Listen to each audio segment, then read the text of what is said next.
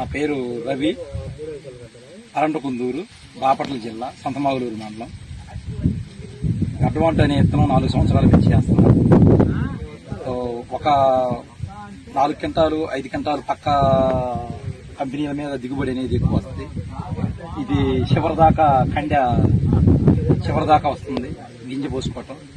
కానీ విత్తనం వేసేటప్పుడు బద్ద పలసనగా ఉన్నా కానీ పంటకొచ్చేలోపుకి ఒక దాని మీద పక్క కంపెనీల మీద రంగు కానీ క్వాలిటీ కానీ కండె కానీ బెండు సన్నం వచ్చింది.